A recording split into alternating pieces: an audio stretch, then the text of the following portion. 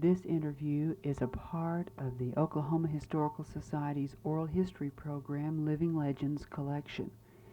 The interview was originally conducted on the 8th of May, and no year is specified. The interview was conducted by Mr. Frank Benedy. The interviewee is Mr. Solomon Bill of Hitchcock, Oklahoma, in Blaine County.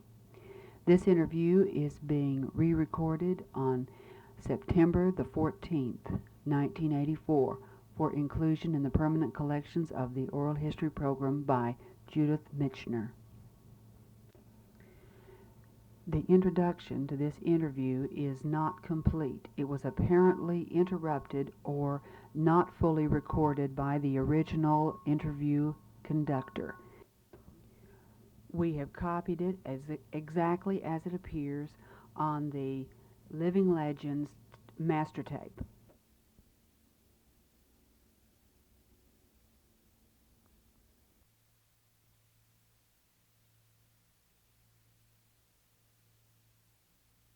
Interviewing Solomon Bill of Hitchcock of Blaine County.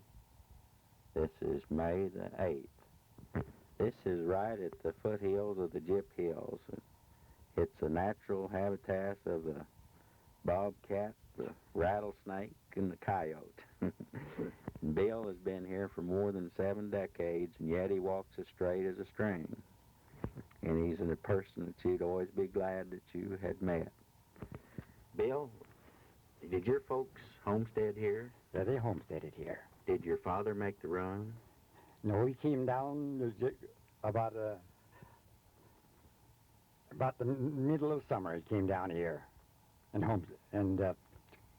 staked this place out. In 1890? 1892, wasn't it? And then he moved the family down in 1893. Had anyone else staked this farm? No.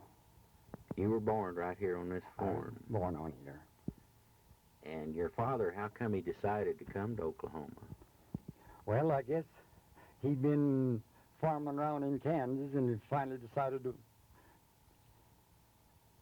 Well, let's say that a little different, that most of his friends up there, they came down here, so he came down with them. See, they come down from Lehigh, Kansas, and so many of the people around here come from Lehigh. Did he come in a covered wagon? For the first time he didn't, but when they moved down there, they came in covered wagons. How did he come the first time? He rode down, horseback. Horseback. And your mother, where was she born? Well, my folks was both born out in Russia.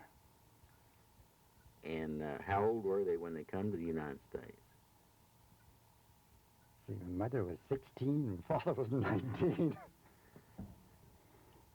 And they first came to Minnesota? To Kansas. To Kansas, from Russia. To around Lehigh, Kansas. And how many children did your parents have? All told, they had 13. 13. Did they have a hard time making a living for that many kids? Well, the kids never noted it. They might have had a hard time. And you were born then, and after your father lived here in 1898. That's a little over 5 years after the family moved down here. Right on this very same spot place, where we're talking. And do you remember the house that you were born in? Well, it was kind of a flat roof sod house, the way I remember it. And what did you do for water? This is Well, when they first came here, why, they used to crip the water out of Bitter Creek. It didn't taste bad to them at that time. What about the well water? Is it salty? It is always hard in here. I wouldn't call it solid, but it's so hard you can always use the axe to chop it in two. Now, you probably started school here somewhere. I started in Ferguson. Started in Ferguson. And now the town of Ferguson was built on the Choctaw Oriental in 1902. Do you remember them building the railroad? Well, I was just about 4 years old, and I remember me and a bunch of kids standing together watching them working over there. What did the people think that would be quite a job building this railroad? Well, I don't know about that, but then they thought they was going to have quite a town over here, and they did. Could you tell us a little something about the town of Ferguson, as you remember it, Well, from your earliest recollections? my first recollection of Ferguson, we lived right below what they call that Cyclone Saloon. And that was on the south side of the street, and we lived on the north side. And then there was 3 more saloons in Ferguson. The Clump Saloon and the Gillespie and the Tui Saloon. Of course, at that time, why, there was 2 salt plants going in Ferguson. And one of the salt plants had over 40 people working for it. And the other was I guess they used a half a dozen persons working there. And this was right in the town of Ferguson? In the town of Ferguson. How did they get their water there? They haul it? They dug the wells in the Salt Creek up here about 2 miles west, and they piped it down to Ferguson. And both companies use the same pipeline? No, each one had their own pipeline. Do you remember any of the people that managed the salt plant? Well, if I remember right, by Cameron is the one who managed the Oklahoma Salt Company. And what was the other company's name? I sure couldn't tell you that. Now, you lived across the street from the saloon. Was there very much fighting going on in those days? Well, on Saturday nights, you couldn't hardly go out on the streets without stumbling over somebody laying in the ditch someplace. Oh, there was quite a bit of scrapping going on there. Now, probably they had a marshal, or a city marshal, did they? Or Yes, they had a city marshal, but I don't think he was out on Saturday nights. You don't remember his name, do you? Well, I ought to know, because he was a marshal over in Hitchcock later on. It didn't happen to be Stiles, did it? I believe it was. Joe Stiles, or was it Bill Stiles? Huh? I think it was one of the Stiles. Now, your folks run a livery barn in Ferguson? Yes, my father ran the livery barn, and my mother ran a boarding house. And that was for mainly the people that worked at the salt plant? Yes. What about the people that worked, now there was this chip mill. What about the people that worked there? Did they have a boarding house out there? Well, they had a boarding house, and there's quite a number of little houses out around in there at that time. Out at where the Ruby Mill was? Yeah, but Do you remember who run the Ruby Mill, manager? no, I sure don't remember, but then there's a man by the name of Ruby. He's the one who started the mill. That's why they call it Ruby Mill. And did you start to say something? Well, I was going to say that the man by the name of Stuck, that he took care of the mill after it closed down. You don't know what happened to Ruby? Haven't the least idea. Now we'll get back to Ferguson. Now there was 3 or 4 saloons, and Bill Stile was a marshal. Was there any very bad crimes committed in Ferguson? Well, I don't remember anything worse than people getting drunk, and well, there was a couple of rapes committed on Negro women, and both times, then people got out of it by, well, how would you say it? They settled for cash.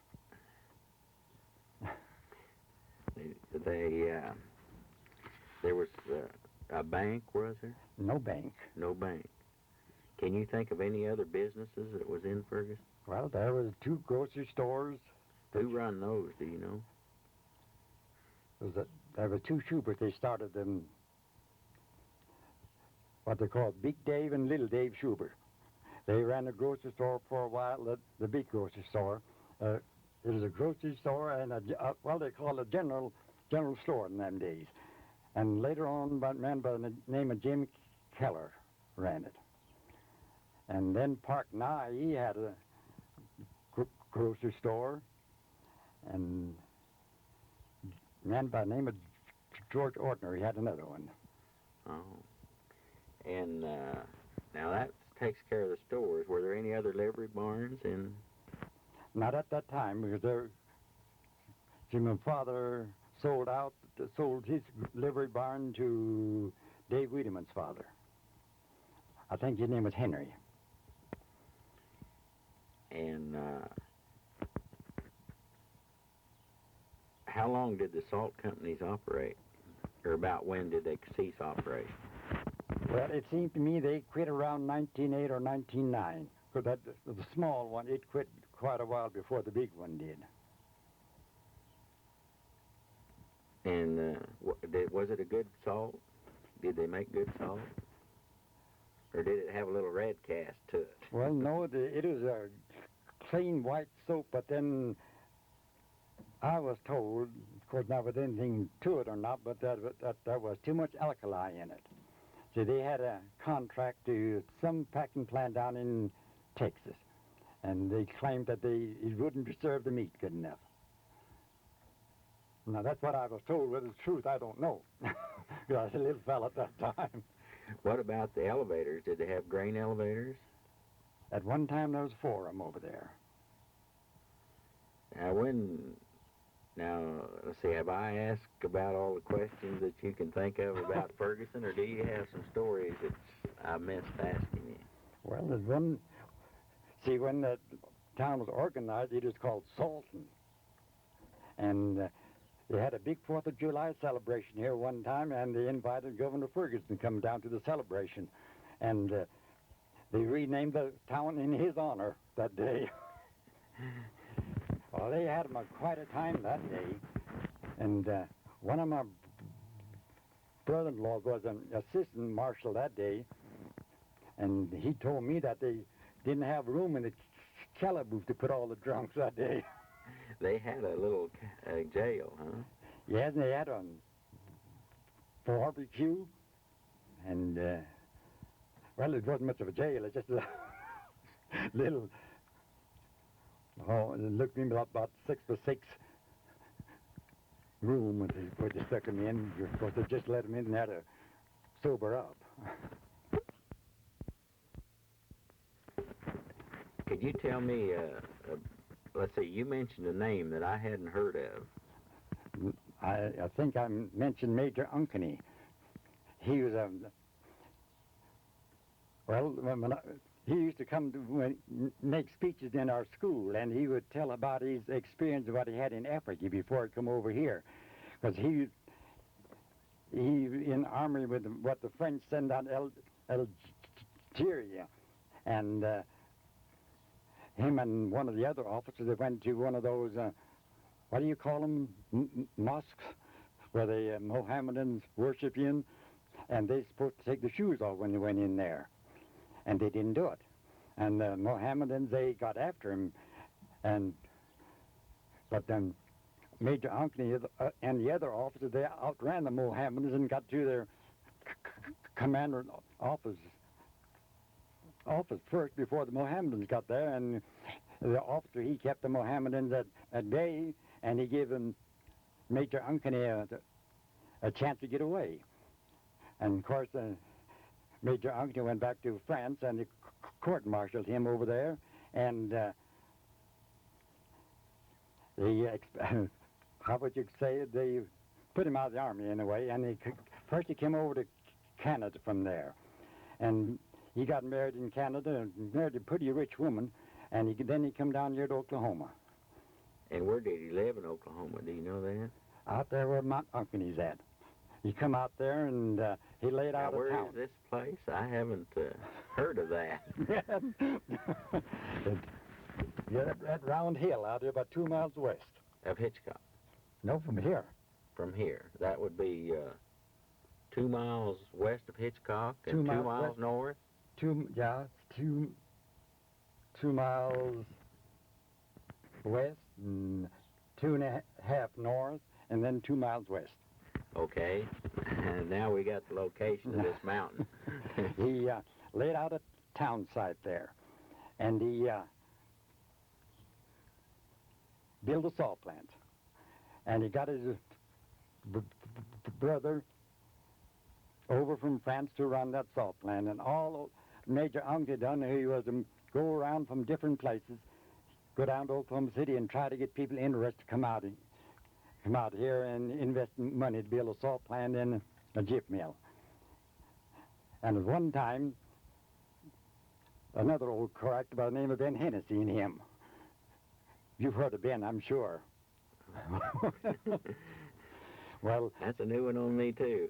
Ben and him, they went down to Oklahoma, over in Guthrie, when the legislature met over there, and they done the best to get the state to put the penitentiary out here. And they just lacked by one vote of getting it over here instead of down at McAllister. And after that, by Major Uncle and Ben Hennessy fell out one another, and Major Uncle, he laid the town site out there, and Ben, he had a farm right next to it, and they both walked to Ferguson every day from there, and one day they met in the road out there, and they got into a big argument, and Major told Ben, said, Ben insulted him, so Major Uncle, he challenged him to a duel. Oh, Ben said, sure, said, you challenged me to a duel so I have my choice of weapons. Well, Major wanted to know what choice he'd take. Said bullwhips. Of course, they didn't have it. But that day when they had the big celebration over in Ferguson, Major Uncle, he commanded one detachment of the militia, and somebody else, I don't know who it was, commanded the other detachment, because they put up, they had the militia make some war playing over here, and somebody, instead of using a blank shell, had a loaded shell in his rifle, and shot Major Uncle's horse, but he was right in the leg, and the horse didn't like that, of course, and threw the Major Uncle off. He never did find out who had the loaded shell. No, they never didn't find out. What finally happened to him? Well, the last I heard of him, why, he went out to Oklahoma City. He was staying at one of those Catholic rest places down in Oklahoma City, and he finally passed away down there. Now, this Hennessy, whatever happened to him?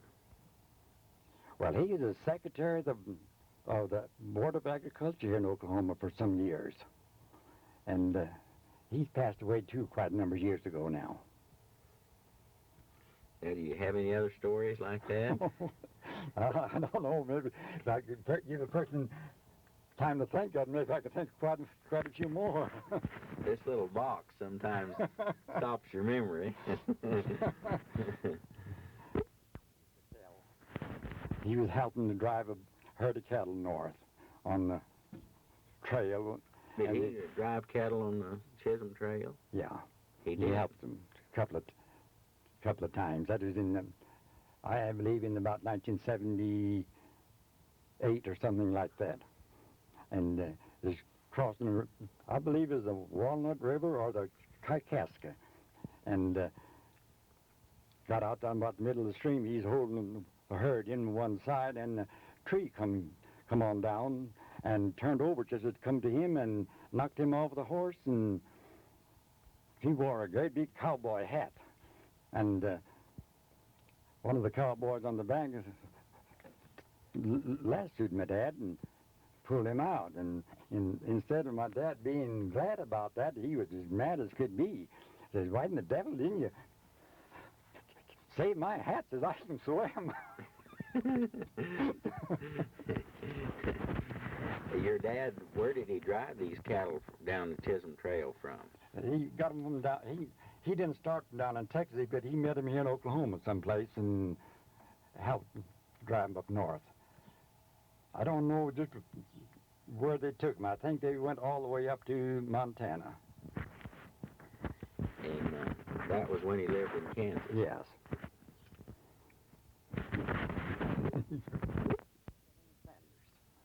Oh, Colonel Sanders. Did they call him Colonel? Do you remember? I don't remember that part of it, but the man's name was Sanders, and later on the man, he had a ranch out here in the hills.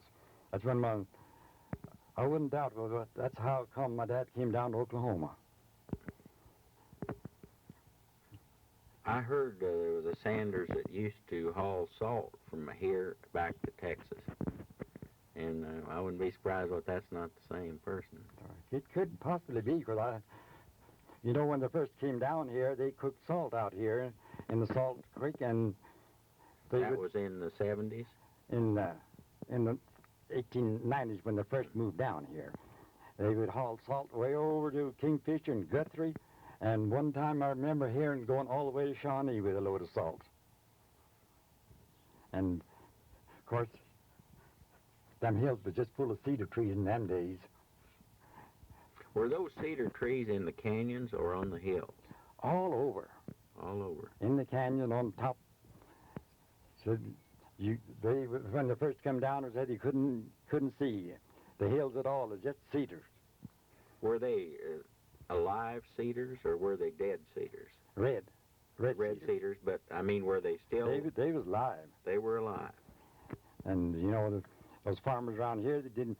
First couple of years, they didn't hardly raise anything, so they'd go out there and chop those trees down, and they'd post and haul them over into the old Oklahoma. And of course, that was government land at that time. It wasn't taken up, and there's quite a few of them that the U.S. Marshals would pick them up every now and then. Army over there, and he didn't want to serve, so he left. That's the reason he left Russia. Yes. Your father, now we're talking about. Your father, he had a sister that didn't come over, and she stayed in Russia. Yeah. And they lived on the Volga River. And would you go ahead there? Well, they was pretty well off. And, of course, when the Bolsheviks or the communists took over, why, they took what they had, and of course, they didn't go along with that, and they kind of had a falling out there, and they sent both of them off to the northern part of Russia. Took everything what they had and turned them loose up there. And I don't think they existed up there very long by themselves. But then, Father had a brother, a little bit older than him, and he had a son. And when the communists took over, why, he became one of the first ones. And the last we heard of him, why, he was the commissar of the food production down there at Ostragon. Because we never learned what happened to him, whether he's still alive or what happened to him. Whereabouts did you start the school at? In Ferguson. And what sort of a school was it? Well, my first year of going to school was a teacher by the name of Lorne Howell. And one of them old saloons, but I think it was the tourist saloon at the start, or anyway, they called it the Star. And they turned that into a school room. And there was 80 kids going there with one teacher. And you can just imagine what it was like.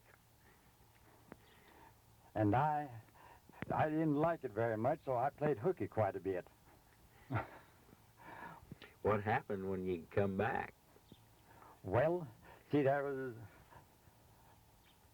6 brothers and sisters went to school at the same time as me, because they never missed me in school. And we'd all leave in a bunch in the morning, 6 of them, we'd just get a little distance, and I'd switch off. And when I see him coming at dinner time for dinner, why, I'd go out and join the bunch. But then one day, my dad happened to watch us as we left, and he seen me slip around the house and crawl under the warehouse. And the first thing you know, he grabbed me and pulled me out and got hold of my ear and marched me up to the schoolhouse and said, "I'll see about you going to school." And he come up to the schoolhouse, and he knocked, and nobody answered. And finally, he got tired knocking, and he opened up the door. And kids was running around, and the paper wads flying back and forth. Oh, Dad asked the teacher about me. "Oh, yeah," Lauren said, "he's doing real good here in school."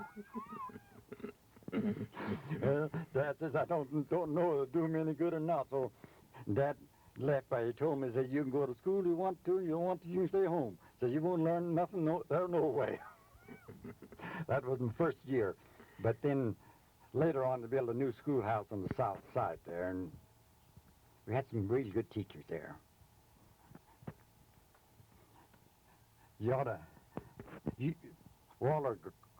Grauer, I think he could tell it a whole lot better than I can about the day the Dutch and the Irish had to fight over that at the schoolhouse.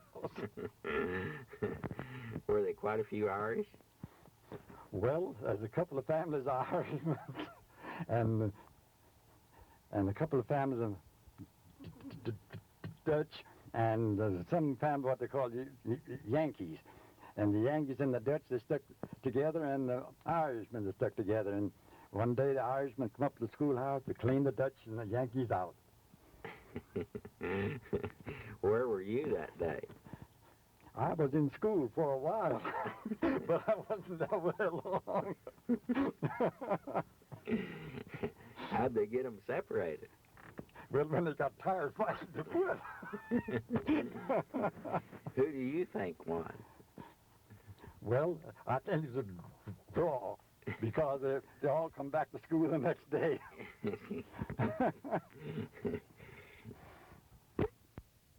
In that schoolhouse, I guess. Some of those early families is pretty rough.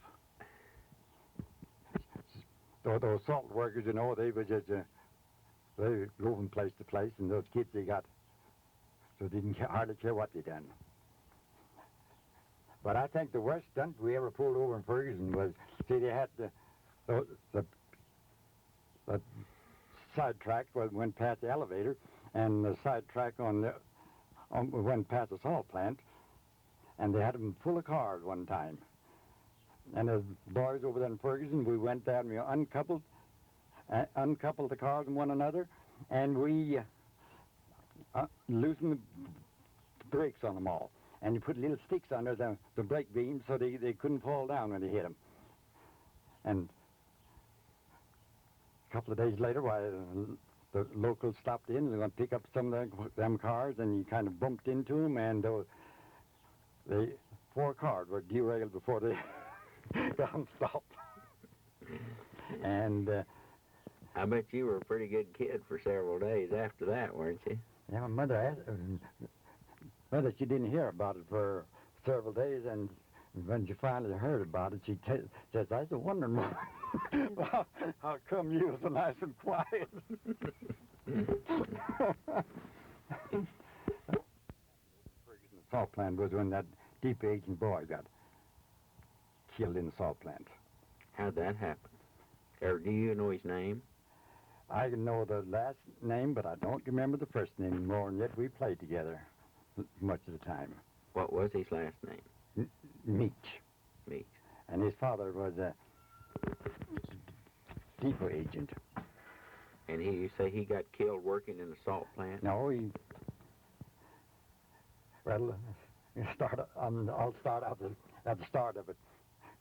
At dinner time, while me and him, they went home for dinner, we went home for dinner, and on the way home, he told me, he said, "Just not go to school this afternoon." He says, "I know a nice place to play." I told him, "Okay, we'll go." So that afternoon we went down to the salt plant to play. They had those railings on top of the salt plant where they took the salt out and they made it in big piles of about 30, 40 foot high. And they would let the salt dry out. And then when they would pack the salt, they would take forks and go in there and make nice caves in those big salt hills in the plant. And it's such a nice place to play. And me and him, we played in there until I figured it was about time the school let out. I kept I couldn't look up the salt to the schoolhouse, but then when the 4 o'clock bell rang, I left. But he stayed there. And I guess about 6:30, why the boy's father came to our place and asked us about him. Well, I thought right away something had happened, so I was afraid. I was afraid to say that me and him been playing in the salt plant.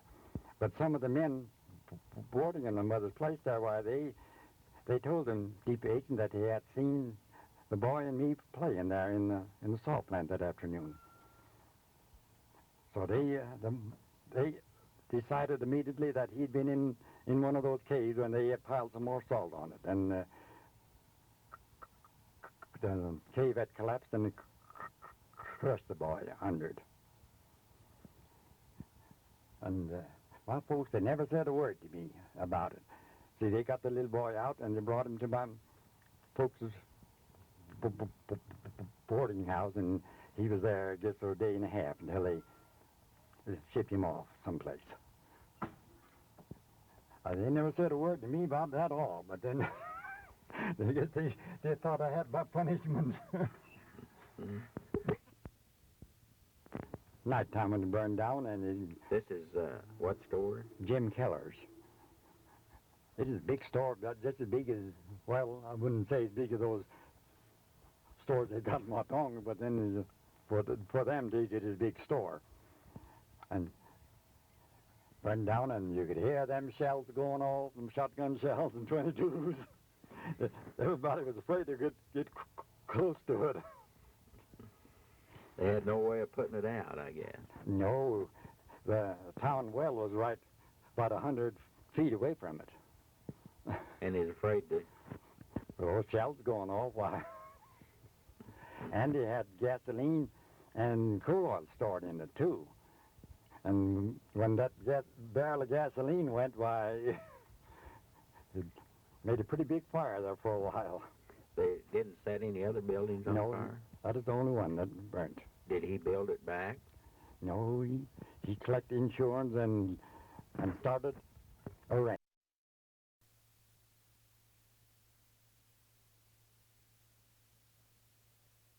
That barrel of gasoline went, why, it made a pretty big fire there for a while.